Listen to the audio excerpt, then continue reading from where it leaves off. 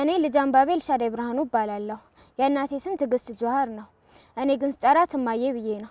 ዛሬ ስለ ሰቀላ እርሻ ካነበብኩት አካፍላችኋለሁ። በምንኖርባት ዓለም የምንኖር ሰዎች ከጊዜ ወደ ጊዜ ብዙ እየሆንን መተናል። ሰዎች ብዙ በሆኑ ቁጥር የመኖሪያ ቤት እጥረት ይከሰታል። በቂ የሆነ ምግብ አይገኝም። ይህ ማለት ለመኖር ከባድ እየሆነ ይመጣል ማለት ነው። ቨርቲካል ፋርሚንግ ይህን ችግር ለመፍታት የመጣ ዘመናዊ እርሻ ነው። ቨርቲካል ፋርሚንግ ወይም የሰቀላ እርሻ በትንሽ ቦታ ላይ ብዙ ተክሎችን በመትከል ውጤታማ መሆን ነው። በአንድ ቦታ በቁም በሚሰሩ ተደራራቢ አልጋዎች ላይ በመትከል አድርጎ መትከል ነው። ከአግድም እርሻ በተሻለ ይህ የሰቀላ እርሻ ውጤታማ ከሚያደርጉ ነገሮች ውስጥ ብዙ መሬት አለመፈለጉ ነው። በአግድም መሬት ላይ ከሚተከል ከ20 ጊዜ በላይ ምርት ማምጣት የቻለው የሰቀላ እርሻ ውሃንም በአግባቡ መጠቀም ያስችላል። መሬት ላይ ከሚወስደው የውሃ መጠን እስከ 90% ያህል ቀንሶ ጥሩ ምርት እንድናገኝ ያደርጋል። የሰቀላ እርሻ ባለን የቦታ መጠን የተለያዩ ተክሎችን መትከል ያስችለናል። አንዱ ተክልን የአንደኛው ምግብ ስለማይወስድ ማለት ነው። በቤታችን የምናገኘው ተፈጥሯዊ ይዘቱ ደግሞ ለጤናችን የሚመረጥ ነው። እንዲሁም ይህ የሰቀላ እርሻ በአየር ጸባይ ምክንያት ለምሳሌ በጎርፍ፣ በድርቅ፣ በበረዶ እንዲሁም በተባዮች የመጠቃት መጠን በጣም ያነሰ ነው። የሰቀላ እርሻን ወይም ቨርቲካል ፋርሚንግ መነሻ ሀሳብ ያመጣው ሊገርበርት ኤሊስ ባይለን የተባለ ሲሆን ጊዜውም በ1907 ዓ.ም ላይ ነበር።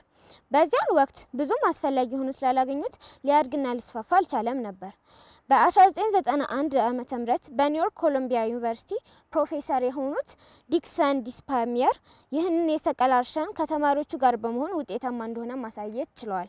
በአሁኑ ወቅት በመላው ዓለም እየተዘወተረ የመጣ ሲሆን በተለይም ደግሞ በእስራኤል፣ በአሜሪካ፣ በጀርመን፣ በእንግሊዝና በሌሎች ሀገራት ተመራጭ ሆኗል።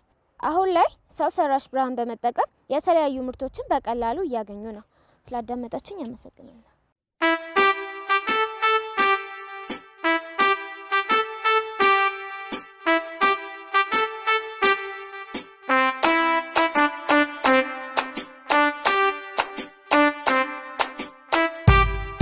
እኔ ልጅ አንባቢ አብጋሪ ይባላለሁ።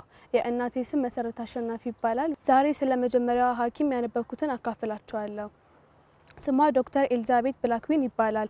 የተወለደችው በ1813 ዓመተ ምህረት እንግሊዝ ውስጥ ነው። ትምህርቷን የተከታተለች እያለ ከቤተሰቦቿ አንድ ሰው በጥና ይታመማል። ምንም እውቀት ያልነበራት ኤልዛቤት ሰው እንዴት መንከባከብና ማዳን እንዳለባት ግራ ተጋባች። ከ1850ዎቹ በፊት ሴት የሕክምና ባለሙያዎች እምብዛም አልነበሩም።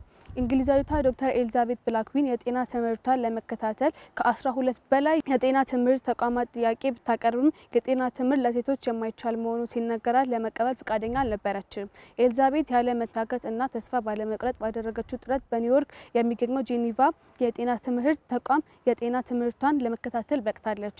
በዚህም ሴቶች የሕክምና ትምህርት የመማር አቅሙ እንዳላቸው ለዓለም ሕዝብ አሳይታለች። በ1841 ዓመተ ምህረት በሕክምና የመጀመሪያ ሴት ሐኪም ለመሆን በቅታለች።